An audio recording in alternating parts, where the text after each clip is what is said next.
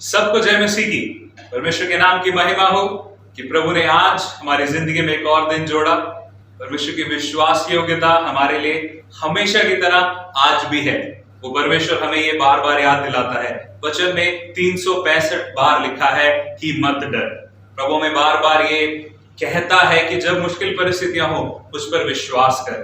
परमेश्वर की शरण लेनी किसी मनुष्य पे भरोसा रखने से कहीं उत्तम है, और जो उस पर भरोसा रखते हैं वो जानते हैं कि प्रभु यीशु मसीह के नाम से हर एक चीज संभव है।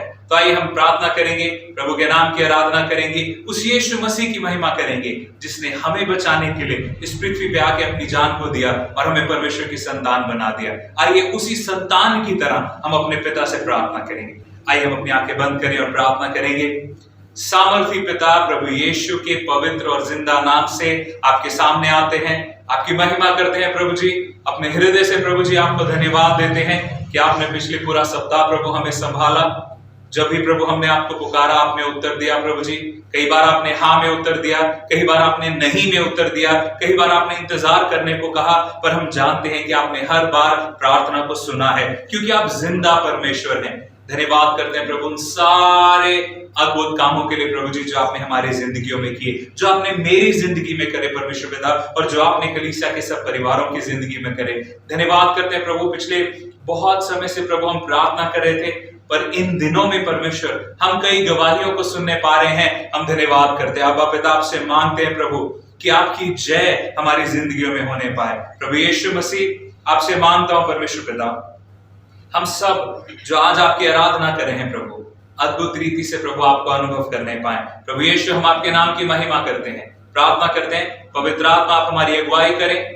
हर एक को प्रभु जी हम जहां हैं आप हमें छू ले परमेश्वर, हमारी जिंदगियों से, हमारे होठों से हमारे परमेश्वर को आराधना मिले। प्रभु यीशु मसीह के नाम से मांगते हैं, आमीन, हालेलुया।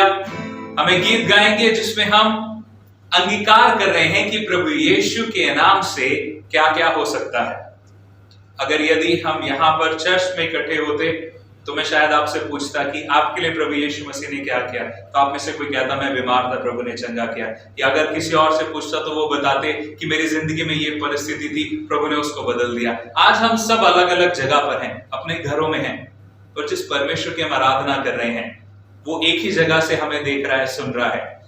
1-2 दिन पहले मैं अपने एक रिश्तेदार से बात कर रहा था। वो लोग अपने घर की छत पर थे और मैं अपने ऑफिस में था, तो रात का समय था। मैंने उनको बोला कि उन्होंने मुझे बताया कि वो छत पे हैं, तो मैंने कहा 1 मिनट रुकिए। मैं भी छत पे गया और मैंने उनको कहा कि आपको चांद दिख रहा है? उन्होंने कहा हाँ दिख रहा है। मैंने कहा मुझे भी चांद दिख रहा है, भले हम एक छत के नीचे नहीं है पर हम एक आसमान के नीचे है। वो एक छोटी सी चीज एक और भी चीज याद दिलाती है कि जिस परमेश्वर की हम आराधना करते हैं, हो सकता है अब हम अलग अलग घरों में हैं, पर वो परमेश्वर है जो हमें सबको एक साथ सुन रहा है। हालेलुया। उस परमेश्वर की आराधना करेंगे। ये गीत में बहुत सारी चीजें कही गई हैं और एक ही चीज बार बार रिपीट होगी, और वो है यीशु ही वो नाम है। हालेलुया।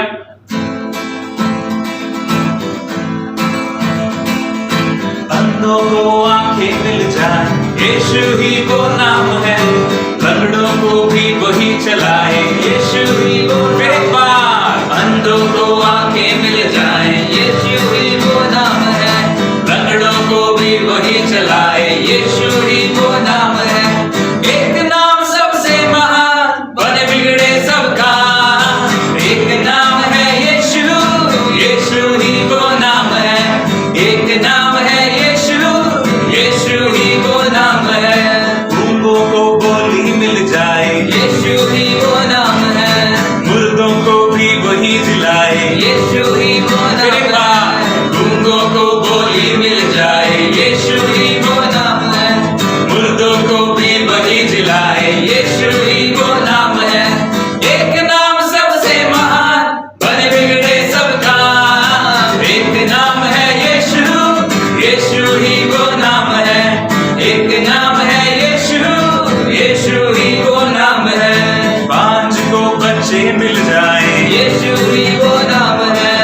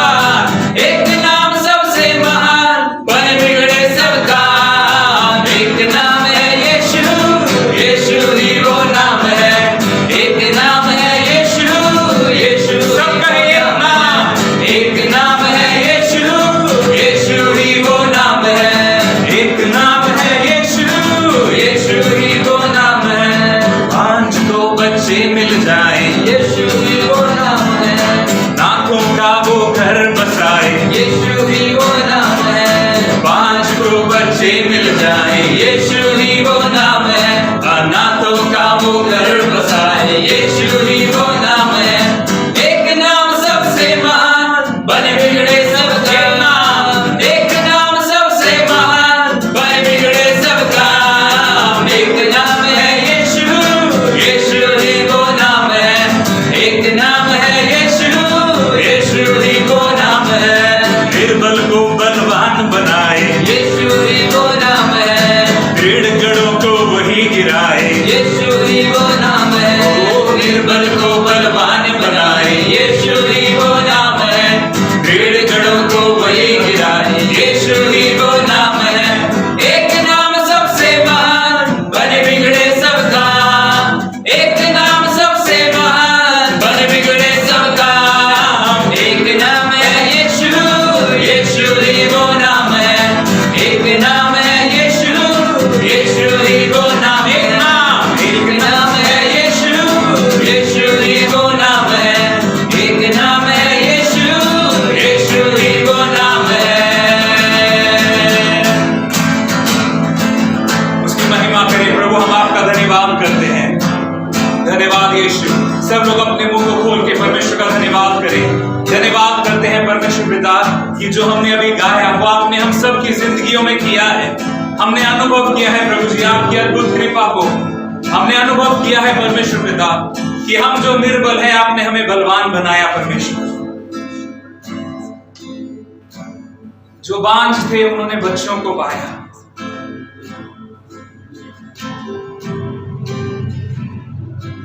प्रभु जब हम याद करते हैं आपकी सारी बरकतों आपकी सारी आशीषों को प्रभु तो हमारे पास शब्द कम रह जाते हैं। परमेश्वर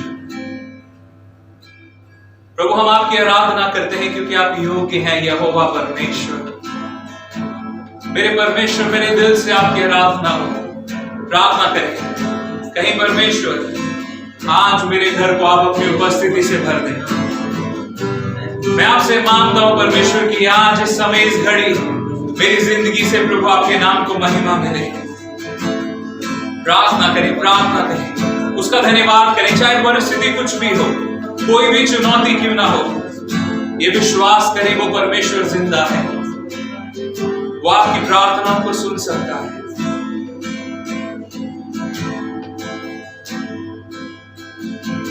आराधना यीशु तुझे,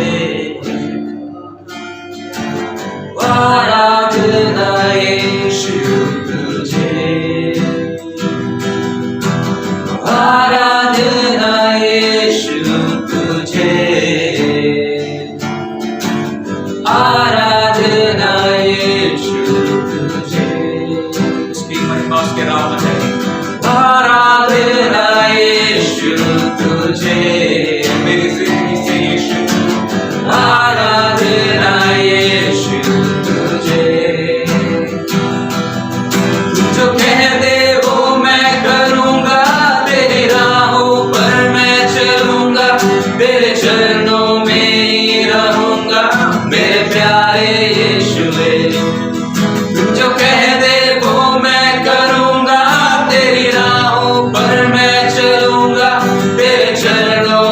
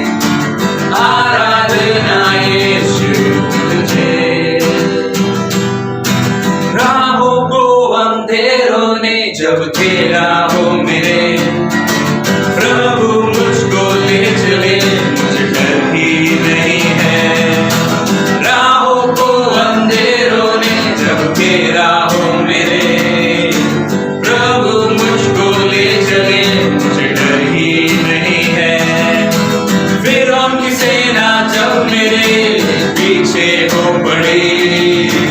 है बचाता यीशु मुझको, डर ही नहीं है। फिरौन की सेना जब मेरे पीछे हो पड़ी।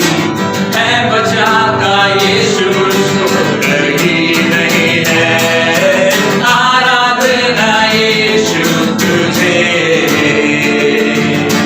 आराधना यीशु तुझे।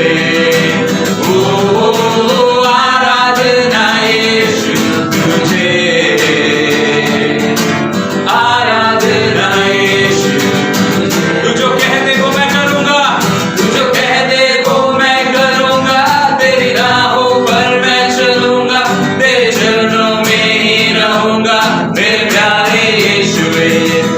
तू जो कह दे वो मैं करूंगा, तेरी राहों पर मैं चलूंगा, तेरे चरणों में ही रहूंगा मेरे प्यारे यीशु। फिर एक बार कहें, तू जो कह दे वो मैं करूंगा, तेरी राहों पर मैं चलूंगा, तेरे चरणों में ही रहूंगा मेरे प्यारे यीशुए।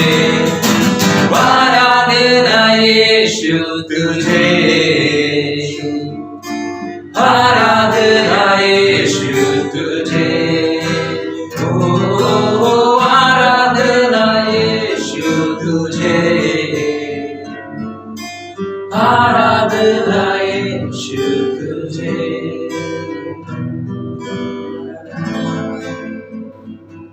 प्रभु हम आपको आराधना देते हैं, हम आपकी स्तुति, आपकी प्रशंसा करते हैं प्रभु जी। प्रभु इस समय जब परिस्थितियां बहुत मुश्किल हैं प्रभु, बहुत से लोगों के लिए इस समय खाने के लिए, काम के लिए प्रभु जी, अपने परिवार को पालने के लिए प्रभु बहुत मुश्किल है। कई लोगों के रिश्तेदार, जान पहचान वाले बीमार हैं। कई लोग ऐसे हैं जिन्होंने अपने प्रियजनों को खो दिया है। प्रभु आप वो शांति देते हैं जो समझ से परे है। प्रभु प्रार्थना करते हैं आज आपकी शांति जो समझ से परे है परमेश्वर, वो सबका हिस्सा होने पाए। प्रभु आप अनुग्रह करें, आप कृपा करें परमेश्वर। हम अपना सारा भरोसा, अपना सारा विश्वास आपके नाम पर रखते हैं, क्योंकि आप ही योग्य हैं परमेश्वर। आप ही जिंदा सामर्थी परमेश्वर। और हम आपसे मांगते हैं प्रभु, हमारी जिंदगियों से आपके नाम की महिमा हो। प्रभु जी प्रार्थना करते हैं इस आराधना को आप ग्रहण करें परमेश्वर। आगे की सभा में हमारी अगुवाई करें और आपका नाम ऊंचा उठाया जाए। प्रभु यीशु मसीह के नाम से मांगते हैं, आमीन। हालेलुया। सबको एक बार फिर से जय मसीह की। मैं विश्वास करता हूँ कि आज की आराधना में परमेश्वर को आपने अनुभव किया होगा। Thank you Lord. आगे जाएंगे हम, प्रार्थना में हम जाएंगे, प्रार्थना करेंगे हमारे राष्ट्र के लिए, भारत देश के लिए। जो भी समस्याएं अभी हमारे सामने आती हैं, आप लोग हर न्यूज़ देख रहे होंगे, टीवी में न्यूज़ चैनल देख रहे होंगे, अखबार पढ़ रहे होंगे। आप लोग देख रहे होंगे कि मतलब किन कठिन परिस्थितियों से हम गुजर रहे हैं। हम इस परिस्थिति को, अभी देश की परिस्थिति को हम परमेश्वर के हाथों में सौंपेंगे। हम विश्वास करते हैं कि हमारा परमेश्वर है जो इस परिस्थिति को बदल सकता है। हालेलुया। तो आइए हम प्रार्थना करेंगे हमारे राष्ट्र के लिए, प्रार्थना करेंगे हमारे इस सरकार के लिए कि परमेश्वर हमारी सरकार को बुद्धि ज्ञान दे। जो भी वो निर्णय ले रहे हैं, वो निर्णय परमेश्वर की ओर से होने पाए।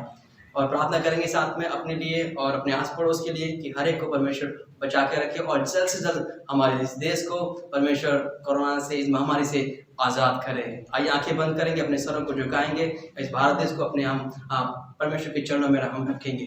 पिता, हम आपका धन्यवाद करते हैं प्रभु, आपकी महिमा और आपकी हम तारीफ करते हैं प्रभु। आप जैसा और कोई नहीं है प्रभु। हमने गीत में गाया पिता परमेश्वर, स्वर्ग के नीचे और पृथ्वी के ऊपर महान परमेश्वर सिर्फ आप ही का नाम है, सिर्फ यीशु का नाम है जिसके द्वारा हमने उद्धार पाया है प्रभु। इस घड़ी प्रभु आपसे हम प्रार्थना करते हैं हमारे देश भारत देश के लिए प्रभु।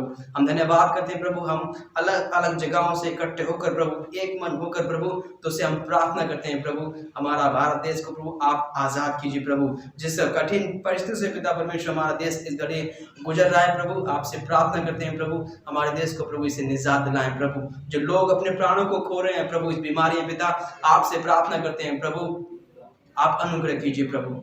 हमारे लोगों पर आप दया कीजिए प्रभु। प्रार्थना करते हैं महान परमेश्वर कि हमारी सरकार को महान परमेश्वर हम तेरे हाथों में समर्पित करते हैं प्रभु। आपसे प्रार्थना करते हैं प्रभु, आप उनकी अगुवाई कीजिए, आप उन्हें बुद्धि और ज्ञान दीजिए प्रभु। हमारी इस प्रार्थना को सुनिए पिता परमेश्वर। जितने लोग महान परमेश्वर इस घड़ी से प्रार्थना कर रहे हैं प्रभु, आपके कान हमारी प्रार्थना की ओर लगे हुए हैं प्रभु। हम आपका धन्यवाद करते हैं क्योंकि इस घड़ी प्रभु हमारा भरोसा सिर्फ आप ही हैं प्रभु। हमारी नजरें महान परमेश्वर सिर्फ आप की ओर लगी हैं पिता। हम आपका धन्यवाद करते हैं, सारी महिमा हम आपको देते हैं प्रभु यीशु मसीह के नाम से मांगते हैं, आमीन। यदि आपका कोई प्रार्थना निवेदन है तो आप कमेंट बॉक्स में अपनी प्रार्थना निवेदन लिख सकते हैं और हम आपके लिए प्रार्थना करेंगे। आइए आगे बढ़ते हैं, हम प्रार्थना में हम आगे जाएंगे और अपनी अपनी भेंटों को अपने हाथ में लेंगे। जैसा कि मैं हमेशा बोलता हूँ कि बीज है जो हम बो रहे हैं, और बाइबल बताती है कि कठिन परिस्थितियों में परमेश्वर के लोगों ने बीज को बोया और परमेश्वर ने उन्हें 100 गुना, 80 गुना और 60 गुना की आशीष उन्हें दी है। आमीन। विश्वास करते हैं इस कठिन परिस्थिति में अपने बीज को परमेश्वर के हाथों में सौंपिए। परमेश्वर जानता है हमारी हर एक जरूरत को। हालेलुया। आइए आंखें बंद करेंगे, प्रार्थना में हम करेंगे इस भेंट के लिए और साथ ही प्रार्थना करेंगे आने वाले वचन के लिए कि आने वाला वचन हमारे हृदय से बातचीत करे, आने वाला वचन हमारी आत्मा को तृप्त करे ताकि हम उसमें मजबूत होकर आगे बढ़ते जाएं। आइए हम प्रार्थना में जाएंगे। पिता, हम आपका धन्यवाद करते हैं प्रभु, जिन लोगों ने अपनी भेंट को, अपने इस बीज को प्रभु अपने हाथों में रखा हुआ प्रभु, इस घड़ी इस बीज को आपने देखा है प्रभु, इस भेंट को आपने देखा है प्रभु, और आपका वचन कहता है पिता परमेश्वर कि आप आशीष देने वाले परमेश्वर है पिता। हम आपका धन्यवाद करते हैं प्रभु, जिन लोगों ने अपनी भेंट को पकड़ा हुआ प्रभु, उनके अपने लोगों के काम काज पर प्रभु आप सहायता और मदद कीजिए प्रभु। इस भेंट को ग्रहण कीजिए प्रभु और अपने लोगों की हर एक जरूरत को पूरा कीजिए प्रभु। प्रार्थना करते हैं महान परमेश्वर, जो वचन हमारे बीच में अभी आ रहा है पिता, अपने दास को आप मसा कीजिए प्रभु। इस घड़ी महान परमेश्वर अपने हम आत्मिक कानों को, हर एक अपने मानसिक बात को प्रभु, हर एक दिल और दिमाग को प्रभु तेरे वचन की ओर लगाते हैं पिता। अपने हृदय के दरवाजों को हम तेरे वचन के लिए खोलते हैं पिता परमेश्वर। आज अपने वचन के द्वारा हमसे बातचीत कीजिए प्रभु। जो अशुद्धियां महान परमेश्वर तू जो है हमारे जीवनों में है प्रभु, तेरे वचन के द्वारा वो दूर होने पाए प्रभु, तुझ में हम बलवंत होने पाए, तुझ में हम मजबूत होने पाए पिता। अपने दास पर मसा कीजिए प्रभु, पवित्र आत्मा के द्वारा हमसे आज बातचीत कीजिए प्रभु। हम आपका धन्यवाद करते हैं प्रभु, तेरे वचन की सामर्थ्य लोगों के जीवन में काम करने पाए। आपका धन्यवाद करते हैं, सारी महिमा हम आपको देते हैं प्रभु यीशु मसीह के नाम से मांगते हैं, आमीन आमीन। अपनी बाइबल, अपनी नोटबुक तैयार कर लीजिए और बस आगे आएंगे और वचन की सेवा हमारे बीच में करेंगे।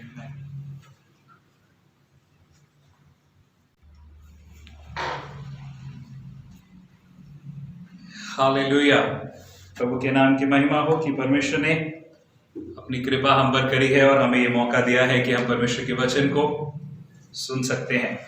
मेरे साथ निकाले दूसरा राजा की पुस्तक, उसका 5 अध्याय और उसके 9 वचन से लेके 14 वचन तक आज हम मनन के लिए देखेंगे।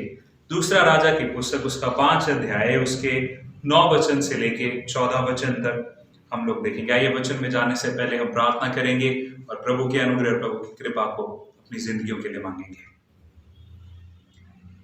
पृथ्वी और आकाश को बनाने वाले जिंदा, सामर्थी, सर्वशक्तिमान परमेश्वर, आपके प्यार के लिए और इस बात के लिए प्रभु कि आप हमसे हर हफ्ते बात करते हैं प्रभु।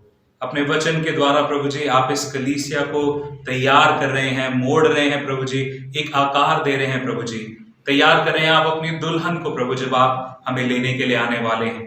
इन दिनों में प्रभु हम देख रहे हैं कि बहुत सारी बातें ऐसी हो रही हैं जिससे ये प्रभु लग रहा है कि आपका आगमन बहुत निकट है। प्रभु हम आपसे मांगते हैं कि जिस तरह से आप अपने वचन से हमें तैयार कर रहे हैं, मैं मांगता हूं प्रभु कि जो लोग भी आपके वचन को सुन रहे हैं वो सिर्फ सुन के इसे सिर्फ उत्साहित होकर थोड़ी देर बाद भूल ना जाए, परंतु प्रभु से अपनी जिंदगियों में धारण करने वाले हों। हम सब प्रभु जैसा बनाना चाहते हैं हमें, हम वैसे बनने पाए। आप कृपा करें, अनुग्रह करें प्रभु। मैं फिर एक बार अपने लिए प्रार्थना करता हूं, मुझ पर दया करें, कृपा करें प्रभु। और कोई खूबी नहीं है प्रभु मुझ में, केवल आपकी बुलाहट और आपका अनुग्रह है। मांगता हूं परमेश्वर कि अपने अनुग्रह में प्रभु जी आप मुझसे और मेरे द्वारा बात करें प्रभु। प्रार्थना करता हूं परमेश्वर कि हम सब आज सीखने पाएं कि हमारी आशीषों में क्या रुकावट होती है और किस रीति से हम अपनी आशीषों को अपनी जिंदगियों में पा सकते हैं। प्रार्थना करता हूं प्रभु जी आप हम सबको सीखने में मदद करें और अनुग्रह करें।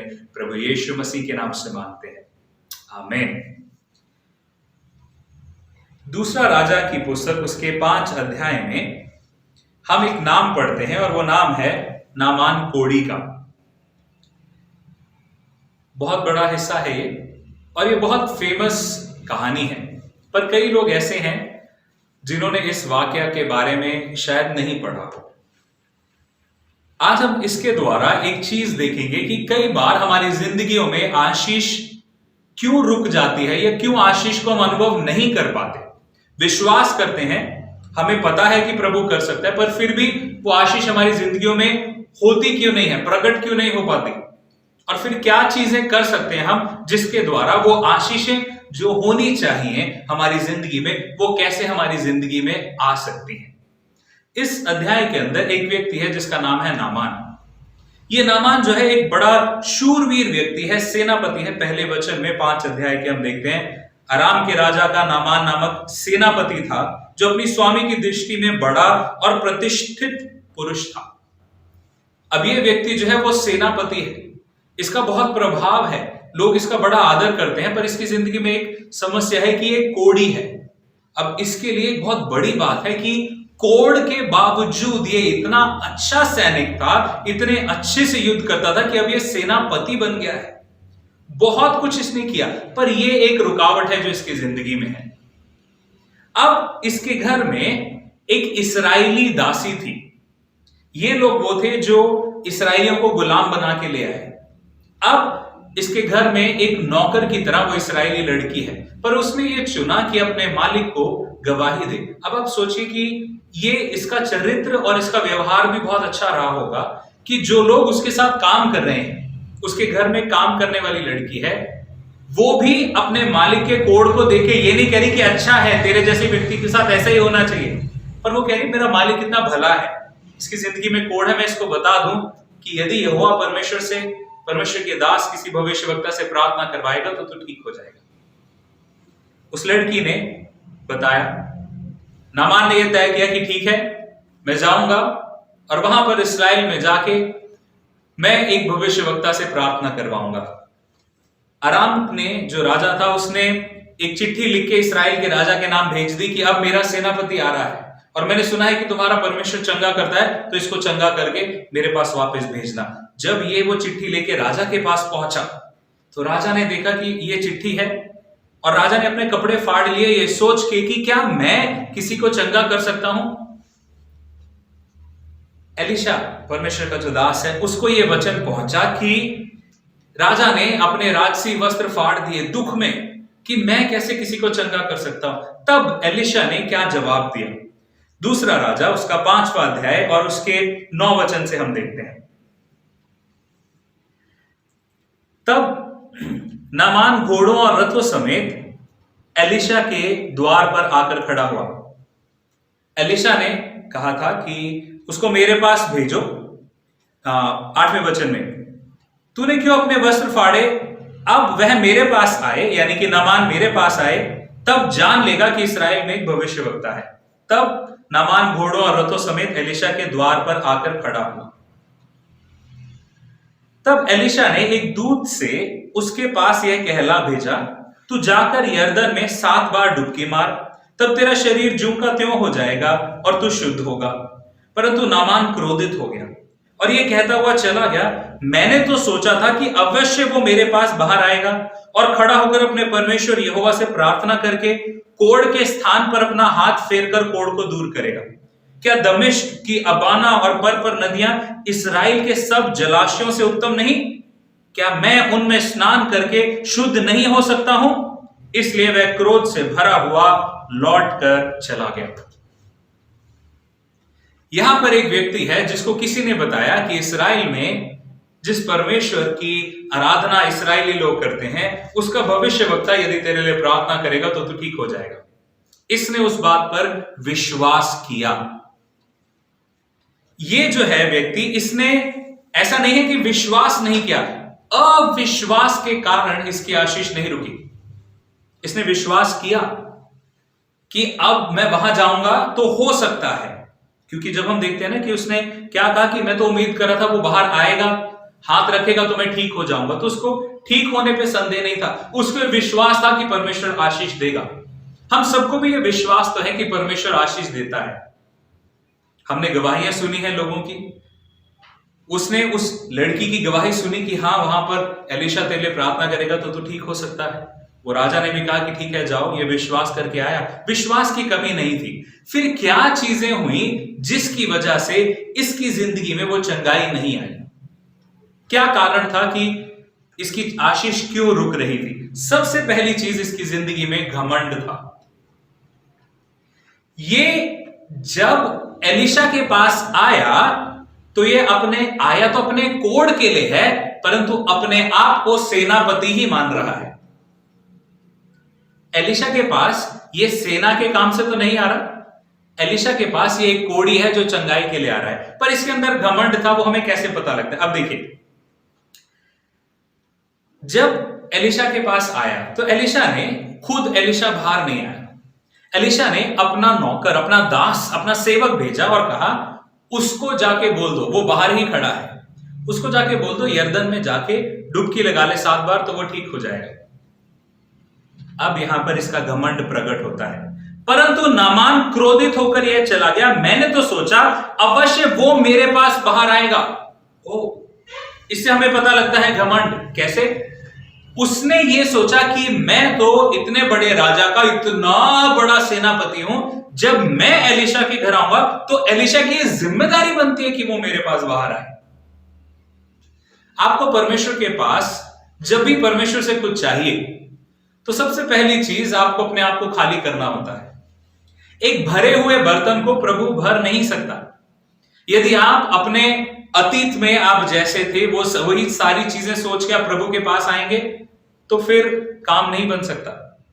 जब तक आप नम्र नहीं होंगे, जब तक हम अपने आप को ये नहीं कर ले प्रभु की मुझे तेरी जरूरत है, मैं तेरे पास आ रहा हूं, प्रभु तू ही कर सकता है। क्या लगता है आपको कि इसने नामान ने पहले कोशिश नहीं करी होगी? उसने बहुत उपाय करे होंगे, जो कुछ वो कर सकता था वो सब किया होगा, सब कुछ खत्म हो गया। पर यहां पर वो आया, अभी वो उम्मीद कर रहा है कि एलीशा मुझे चंगा करेगा, पर वो चंगाई से पहले वो उसको कह रहे कि वो बाहर आए मेरे पास मुझसे मिलने के लिए, वो मेरा आदर करने के लिए बाहर आए। ये जो घमंड है ना, जब तक ये नम्रता में नहीं बदलेगा तब तक आपकी जिंदगी में प्रभु का कार्य शुरू ही नहीं हो सकता। खत्म होना या पूरा होना तो बहुत दूर की बात है। कई लोग ये कहते हैं मैं तो प्रभु पे विश्वास करता हूं, मैं तो प्रभु के नाम से प्रार्थना करता हूं, परंतु घमंड जो है वो अभी तक चूर नहीं हुआ है। हमने अपने आप को तोड़ा नहीं है, अपने आप को नम्र नहीं किया है। वो नम्र होना बहुत जरूरी है। पहली चीज थी घमंड। दूसरी चीज, उसको यह लगता था कि उसको सारा प्रोसेस पता है, उसको सब पता है क्या चीज कैसे होगी। पहली चीज थी घमंड। दूसरी चीज थी उसका ज्ञान। वो अपने आप को बड़ा ज्ञानी समझ रहा था। क्यों पता है? उसने अपने दिमाग में पहले से ही प्रोसेस बना लिया था कि ऐसा ऐसा ऐसा होगा तब वो मुझे चंगाई कैसे मिलेगी। तो देखिए वहां पर क्या लिखा है।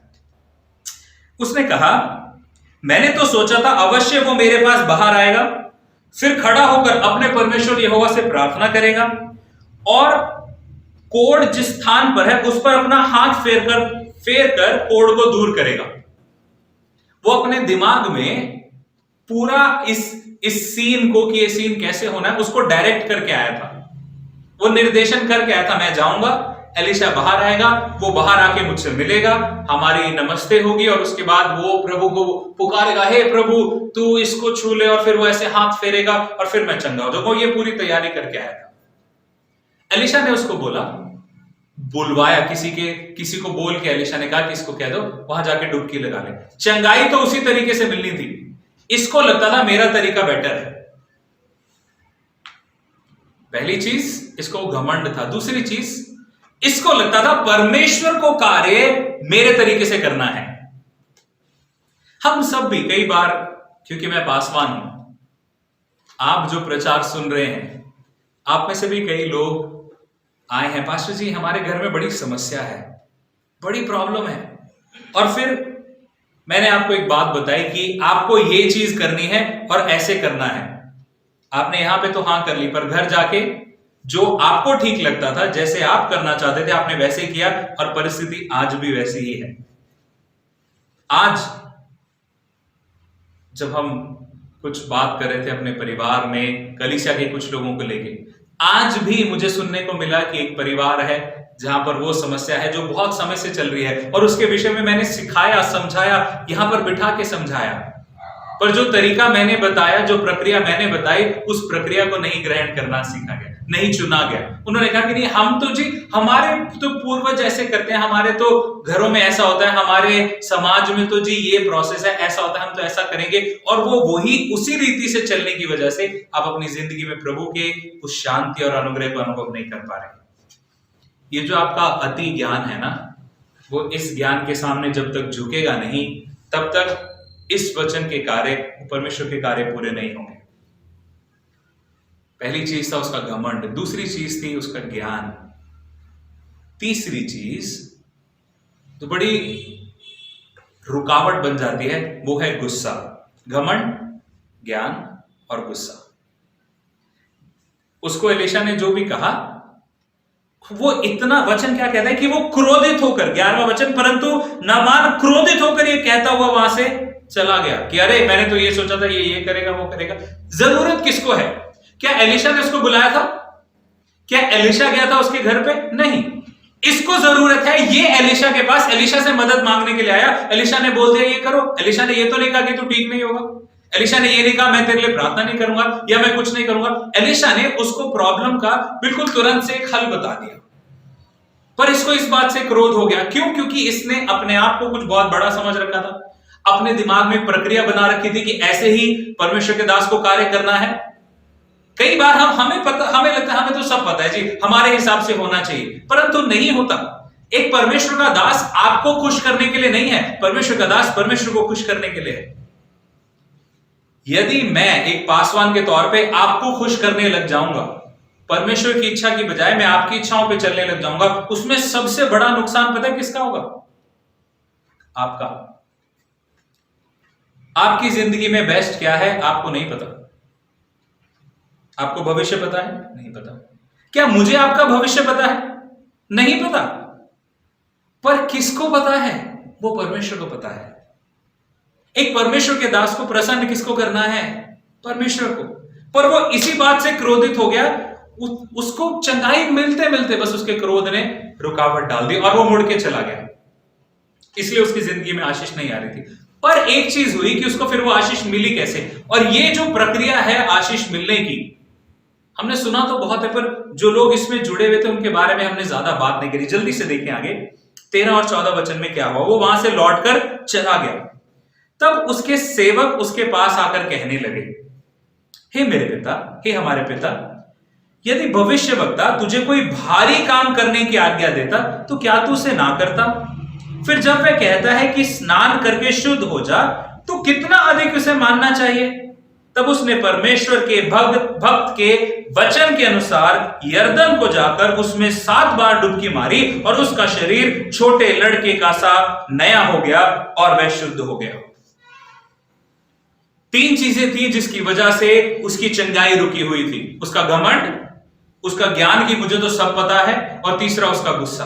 पर यहां पर इन 2 वचनों में उसने 3 चीजें करी जिसकी वजह से उसकी जिंदगी में चंगाई आ गई।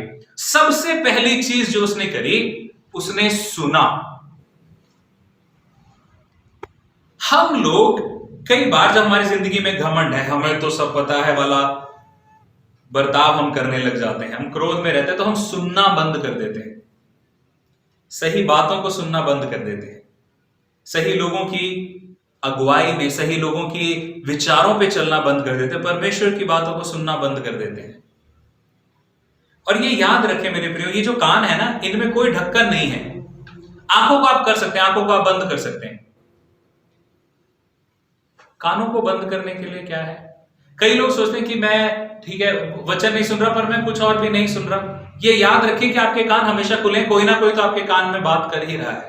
यदि आप वचन की बात नहीं सुनेंगे तो ये याद रखें, आपको पता भी नहीं लगेगा कि शैतान के पास कितने तरीके हैं आपसे बात करने के लिए। वो आपके कानों को कितनी चीजों से भर सकता है। आप किसको सुन रहे हैं इस समय पे? नामान अपने आप को, अपने घमंड को, क्योंकि कई बार किसी को गुस्सा आ जाता है, उसको पकाते रहते, मैं तो ऐसा कर दूं, मैं तो वैसा कर दूं, मैं तो ये कर लूंगा, मैं तो वो करूंगा, उसी में भरते रहते हैं। परंतु यहां पर नामान के सेवक ने उसको कहा कि हे पिता सुन, यदि वो तुझे कुछ बड़ा करने को कहता तो क्या तू ना करता? अगर हम में से कुछ होते वहां पर तो कहते तू मुझे सिखाएगा, तुझे ज्यादा पता है, है तू है कौन मेरे आगे? नामान ने वो नहीं किया। नामान ने सुना। सबसे पहली चीज सुनना सीखे मेरे प्रियो। परमेश्वर के वचन को सुनना सीखे। हर दिन की आदत बना ले कि वचन को सुनना है। इन दिनों में मैं बड़ी मुश्किल परिस्थितियों में से होके गुजरा। कुछ चुनौतियां थी। मेरे ऑफिस में परमेश्वर के वचन के हमने वो फ्रेम्स बना के रखे हुए हैं। मैं जब प्रार्थना कर रहा होता था प्रभु से, प्रभु कि अब इस चुनौती का कैसे सामना करना है, तो सामने ही वचन लिखा होता था। वो वचनों को देख देख के मुझे इतनी आशीष मिली। तो मैं जो बातें मेरे आसपास हो रही है उनको नहीं सुन रहा, मैं परमेश्वर के वचन को सुन रहा हूं और उस वचन ने मुझे ताकत दी। ये अपने जिंदगी में इसको डाल लें कि आप सुने ज्यादा, बोले कम। प्रभु ने एक मुंह और दो कान दिए हैं सुनने के लिए। नामान ने सुना, पर दूसरी चीज उसने सिर्फ सुना ही नहीं, उसने समझा भी। पहली चीज है सुनना आशीष पाने के लिए, दूसरी चीज है समझना। कई लोग परमेश्वर के वचन को, प्रभु आज मुझसे बात कर, हाँ प्रभु आज बस इसी वचन के द्वारा मुझसे बात कर, ऐसे खोल देंगे। और वचन ये क्या है जो धुएं के खंबे के समान गंध, ओहो इस वचन का तो मतलब नहीं बन रहा। फिर वो थोड़ा सा आगे से नहीं, प्रभु इस वचन के द्वारा मुझसे बात कर। अब हे भाइयों मैं तुमसे विनती करता हूं कि जो लोग इस शिक्षा के विपरीत, ओहो ये भी अच्छा नहीं, ऐसा करके वचन को पढ़ते हैं। क्या समझ में आएगा? वचन को, किसी चीज को सुनना या किसी चीज की आवाज कान में आने में बड़ा अंतर है। इस समय पे जब प्रचार चल रहा है, हम रिकॉर्ड कर रहे हैं, बीच में से कई चीजें, कोई गाड़ी जाएगी या कोई हॉर्न होगा या कोई डिस्टरबेंस होगी, आप अपने घर में सुन रहे हैं, कोई बच्चा हो सकता है कुछ शोर कर रहा हो या कोई और चीज हो जाएगी। तो यदि आपका ध्यान, आप पूरे ध्यान से वचन को सुन रहे हैं, तो बाकी चीजें आपके ध्यान को भटका नहीं पाएंगी। सुनने का मतलब यह है कि आप अपना 100% ध्यान उसकी ओर दे रहे हैं और तभी आपको वो बात समझ में आएगी। कई लोग वचन को कैसे पढ़ते हैं, इधर टीवी में कुछ चल रहा है और आप बाइबल भी पढ़ रहे हैं। कई लोग अभी वचन जो सुन रहे हैं, कुछ लोग तो फोन को साइड में रख के या लैपटॉप को ऑन करके उसके सामने बैठ के सुन रहे हैं। कुछ लोग ऐसे होंगे जो बेड में लेटे हुए और ऐसे हाथ में करके सुन रहे हैं। बीच में व्हाट्सएप का मैसेज आएगा, आपका ध्यान उधर भी जाएगा। फिर बीच में कुछ और होगा तो आपका ध्यान उधर भी, आपको कुछ समझ में नहीं आएगा। आप सुन तो रहे हैं पर वो समझ नहीं आएगा क्योंकि ध्यान भटक रहा है। समझने के लिए सबसे जरूरी चीज क्या है? जो कहा गया उसको मैं कैसे लागू कर सकता हूं, वो है समझना। ये वचन जो आपको प्रचार हो रहा है, आप इसको लागू कैसे करेंगे? आप सोच के देखिए आपकी जिंदगी में क्या आशीष है जो रुकी हुई है, या फिर आपकी जिंदगी नीरस है, उसके अंदर कोई जान नहीं है। आप प्रभु में तो हैं पर जो वचन में जिंदगी दी गई है वो जिंदगी को अनुभव नहीं कर पा रहे हैं। वो होगा कैसे? कैसे वो चीजें आपकी जिंदगी में आएंगी? वचन को सुने और वचन को समझे। पर तीसरी और सबसे जरूरी बात, वचन को सुनना, वचन को समझना और वचन के द्वारा सुधरना। नामान जब आया था तब कोढ़ी था। उसने सेनापति का घमंड रखा। उसने अपने पुराने अतीत का एक तरीका सोच लिया कि ऐसा होगा। फिर वो गुस्से में आके जाने लगा। वो तब तक भी कोढ़ी था, पर वो कोढ़ी से चंगा होने के बीच में उसको सुधरना जरूरी था। जब उसने ये सुना कि क्या तुझे अगर वो कुछ बड़ा करने को कहता तो क्या तू ना करता, फिर उसने उसको समझा कि हाँ यार मैंने सब कुछ कर लिया, क्या सिर्फ एक छोटी सी बात के लिए मैं यहां पर आशीष छोड़ के चला जाऊं? मैं क्यों नहीं उस आज्ञा को पूरी रीति से मान लेता? और वो सिर्फ, और चंगाई कैसे हुई? यरदन में 7 बार डुबकी लगाने से। मुझे यह लगता है, ऐसा वचन में लिखा नहीं है, एक्सप्लेनेशन में नहीं है ऐसा, ये मुझे लगता है कि अगर वो एक बार भी एलिशा कहता ना कि यरदन में एक बार डुबकी लगा के निकल जा तो ठीक हो जाएगा, तो वो ठीक हो जाता। पर वो जो 7 बार था ना, वो 7 बार डुबकी लगाना वो उसके सुधरने की पूरी प्रक्रिया को करता। वो पहली बार उसने डुबकी लगाई, ठीक नहीं हुआ, हो सकता है उसका अतीत उसको बता रहा, हाँ देख देख देख देख, तू इतना बड़ा सेनापति होके यहाँ पर डुबकियां मार रहा है, शर्म कर, क्या कर रहा है तो ये कुछ नहीं होने वाला। फिर वो नहीं नहीं नहीं नहीं, मुझे ये बात को नहीं सुनना। फिर डुबकी लगाई दूसरी बार। फिर वो देख रहा है कि कुछ फर्क पड़ा, शायद नहीं पड़ा होगा। मुझे ऐसा लगता है कि 7वीं डुबकी के बाद ही वो चंगा हुआ, उसको शायद कुछ फर्क नहीं लगा। पर फिर उसको थोड़ा सा अपने अहम को मारना था। फिर तीसरी डुबकी मारी हो तो उसके साथ में सैनिक खड़े हैं, हो सकता है उन सैनिक में से कुछ ऐसे थे जिन्होंने कहा कि हाँ हाँ तू डुबकी मार ले, कुछ शायद ऐसे हो जो खड़े हैं बस देख रहे हैं, शायद उनको भी संदेह हो कि कुछ होगा या नहीं होगा, क्या पता कोई मजाक भी बना रहा हो। अब वो सारी चीजें चल रही हैं, उसने 5वीं बार डुबकी मारी, अब शायद थोड़ा सा डर आ रहा हो, पर उसने जब 6ठी डुबकी मारी तो फिर अब वो कह रहा है कि ठीक है मैंने सब कुछ तो कर लिया, अब मैं पूरा भरोसा रख के देखता हूं। फिर उसने जब 7वीं बार डुबकी मारी, वो बाहर निकला तो पूरी रीति से चंगा हो गया। उसके घमंड ने, उसके अति ज्ञान ने और उसके गुस्से ने उसको आशीष से वंचित कर रखा था।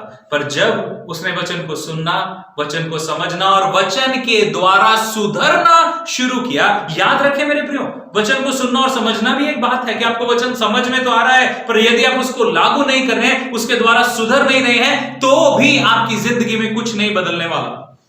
कई लोग ऐसे हैं जिनको वचन पता है, वो वचन सुनते हैं, वो वचन पढ़ते हैं, उनको सारा समझ में आता है इसमें क्या लिखा है, परंतु लागू नहीं करते, तो भी आपकी जिंदगी में कुछ नहीं बदलने वाला। वचन को सुनना, उसको समझना और उसके द्वारा सुधरना जब पूरा हो जाएगा, और सुधरने में टूटना बहुत जरूरी है, वो सारा घमंड निकलना चाहिए, वो सारा पुराना ज्ञान निकलना चाहिए, वो सारा गुस्सा टूट के बिखरना चाहिए, तब आपके सुधरने की प्रक्रिया पूरी होगी और तब आप अपनी जिंदगी में आशीष अनुभव कर पाएंगे।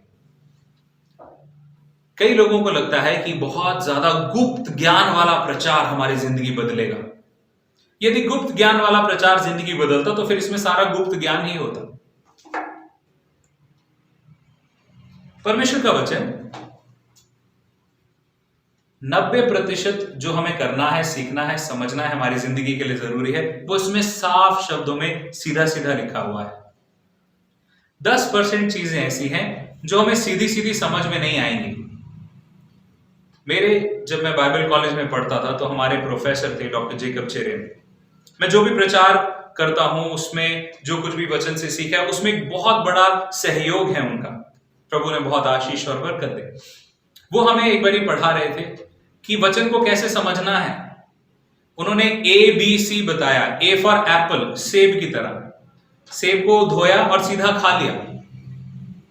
कुछ हिस्से, ज्यादातर हिस्से वचन के ऐसे हैं जिनको आप सीधा ग्रहण कर सकते हैं। कुछ हिस्से ऐसे हैं जो बी से बनाना की तरह है, केले की तरह है, थोड़ा सा छील के फिर खाना है। कुछ हिस्से ऐसे हैं जिसमें आपको पासवान की जरूरत है सिखाने के लिए, समझाने के लिए, पास्टर जी इसका मतलब क्या है। कुछ चीजें हैं C फॉर कोकोनट, नारियल के जैसे, कि उसका एक खोल है बहुत सख्त, उसको तोड़ना है, फिर उसको छीलना है, फिर उसके अंदर से निकलेगा जो खाना है। ऐसे हिस्से बहुत कम है, पर हैं। आजकल लोगों को वो नारियल बहुत पसंद है। कोई हमें खोद खोद के गहरी बातें, क्योंकि आजकल फोन पे प्रचार ज्यादा हो रहा है, फेसबुक, यूट्यूब, मैं खुद देख रहा हूं कई प्रचारक बड़े गहरी गहरी बातें। वो जी मेरे को प्रभु ने बताया, आपको इस बात का रहस्य बताने के लिए मैं आपको बताऊंगा, आपकी ये आंखें खुल जाएंगे, और वो आपको गहराई में घोल घोल के वहां ले जाएंगे, आपको समझ कुछ नहीं आएगा। गहरे गुप्त ज्ञान के अंदर बढ़ोतरी नहीं है। जैसे जैसे आप प्रभु में बढ़ते जाएंगे, वचन को पढ़ते जाएंगे, उससे सुधरते जाएंगे, वो गुप्त बातें आपको अपने आप समझ में आने लग जाएंगी। जिन्होंने वचन को पढ़ा है, जो मनन करते हैं, उनको पता है कि ये सच है। मेरे प्रियो, आपकी जिंदगी में आशीष पाने के लिए कोई बहुत बड़ी चीजें आपको करने की जरूरत नहीं है। आपको सिर्फ एक चीज करनी है कि ये वचन को सुनने की आदत डालने। कई लोगों ने चर्च जब से लगने बंद हुए हैं, लॉकडाउन हो गया, आप घर पे फ्री हैं, कोई आपको नहीं देख रहा कि आप कितने बजे आ रहे हैं। यहां पर तो चर्च में अगर आप 10 बज के थोड़ी सी देर से आते हैं तो फिर सर्विस के बाद मैं आपसे पूछता हूं आज आप फिर लेट आए हैं। कुछ लोगों की मैंने ड्यूटी लगाई थी, अपने दोस्त को उसके घर जाना, उसको उठा के लाना है ना। अब तो आपका दोस्त भी आपको उठाने के लिए नहीं आ रहा है, तो क्या आप वचन सुन रहे हैं? कई लोग वचन को सुनने की आदत वो धीरे धीरे कम हो जाएगी। मेरे प्रिय, शैतान वही चाहता है। वो चाहता है कि आप और आलतू फालतू चीजों में बहुत व्यस्त हो जाए। फिर वो ये चाहता है कि यदि आप वचन सुन भी रहे हैं ना, तो आप उसको समझे नहीं। पिछले हफ्ते मैंने आपको एक बात कही थी कि पिछले हफ्ते वाले प्रचार को अच्छे से समझने के लिए आपको 4 अध्याय और पढ़ने हैं। ये प्रचार किसी ने हमें बोला कि पास्टर जी, हमें वचन जो है हमारी कलीसिया में तो ऑनलाइन नहीं हो रहा है, हम एक छोटे से चर्च का हिस्सा है, तो क्या आप हमें वचन भेज सकते हैं? तो मैंने उनको वचन भेजा। शाम के समय उनका फोन आया, उन्होंने कहा कि हमने वचन सुना और हमें बहुत अच्छा लगा, और उसके बाद जो अभी वो सुन के ही हटे थे और उन्होंने तुरंत मुझे बताया कि हम वो जो 4 अध्याय आपने कहे हैं ना वो भी पढ़ेंगे। अच्छा लगा मुझे सुन के। क्या आपने वो 4 अध्याय जो पिछले हफ्ते कहे थे पढ़ने के लिए वो पढ़े? इसी से पता लग जाएगा कि आप वचन को सुनने, समझने और उसके द्वारा सुधरने के लिए तैयार हैं या नहीं। यदि आप वचन सुनने, समझने और सुधरने के लिए तैयार हैं, आपकी आशीष को कोई नहीं रोक सकता। प्रभु की बरकत आपकी जिंदगी में हमेशा और हमेशा बहती रहेगी। आइए हम प्रार्थना करें। प्यारे पिता, प्रभु यीशु के पवित्र नाम से प्रार्थना करता हूं प्रभु, हम सब पे आप अनुग्रह करें प्रभु कि हम समझने पाए कि हमारा घमंड, हमारा अति ज्ञान, हमारा गुस्सा हमें हमारी ही जिंदगी में आने वाली बरकतों से वंचित करके रखेगा। फिर यदि हम आपके वचन को सुनने, उसको समझने और उसके द्वारा सुधरने के लिए तैयार हैं, तो आपकी बरकतें हमारी जिंदगी में हमेशा बनी रहेंगी। प्रार्थना करता हूं प्रभु, इस समय जो भी वचन को सुन के, उसको समझ के, उसके द्वारा सुधरने के लिए तैयार है परमेश्वर, आपकी बरकत और आशीष उनकी जिंदगी में हो प्रभु, और वो आपकी आशीषों को अद्भुत रीति से अनुभव करने पाए। आप कृपा करें प्रभु, हमें तैयार करें प्रभु इन आने वाले दिनों में प्रभु जी जो सेवकाई है परमेश्वर पिता, इन आने वाले दिनों में हम विश्वास करते हैं कि जैसे जैसे ये क्लेश और मुश्किलें बढ़ती जा रही हैं प्रभु जी, हम ये जानते हैं कि एक बड़ी बेदारी भी आने वाली है प्रभु जी। हमारी जिंदगियों को उस बड़ी बेदारी के लिए, आपके उस बड़े अभिषेक के लिए आप तैयार करें प्रभु जी। मैं फिर एक बार प्रार्थना करता हूं तमाम कलीसिया के परिवारों के लिए, सब लोग जो वचन को सुन रहे हैं उन सब के लिए प्रभु, कि आपकी बरकत उन पर हो प्रभु जी, और आपकी आत्मिक बरकतें, आत्मिक आशीषें उनकी जिंदगी में हो प्रभु, ताकि वो आपके जैसे और बनते जाएं। क्योंकि ये पृथ्वी भर की आशीषें तो सब यहीं रह जानी है, पर यहां पर जो अपने आप को स्वर्गराज के लिए तैयार कर लेगा वो अनंत जीवन तक बरकत पाएगा। प्रार्थना करते हैं ऐसी जिंदगी, ऐसी आशीष आप हम सबको दें। धन्यवाद करते हैं पिता हमारी प्रार्थना सुनने के लिए, सारी महिमा आपको देते हैं और ये प्रार्थना मांगते हैं हमारे उद्धार करता प्रभु यीशु मसीह के जिंदा नाम से, आमीन। आइए प्रभु की प्रार्थना हम सब एक साथ मिलकर करेंगे। हे हमारे पिता, तू जो स्वर्ग में है, तेरा नाम पवित्र माना जाए, तेरा राज्य आए, तेरी इच्छा जैसे स्वर्ग में पूरी होती है वैसे ही पृथ्वी पर भी हो। हमारे दिन भर की रोटी आज हमें दे, और जिस प्रकार हमने अपने अपराधियों को क्षमा किया है वैसे ही तू भी हमारे अपराधों को क्षमा कर, और हमें परीक्षा में ना ला परंतु हर बुराई से बचा, क्योंकि राज्य, पराक्रम और महिमा सदा तेरे ही है, आमीन। अब पिता परमेश्वर का प्रेम, प्रभु यीशु मसीह का अनुग्रह और पवित्र आत्मा की सहभागिता अब से लेकर प्रभु यीशु मसीह के दूसरे आगमन तक हम सबों के साथ बनी रहे, आमीन। सबको जय मसीह की।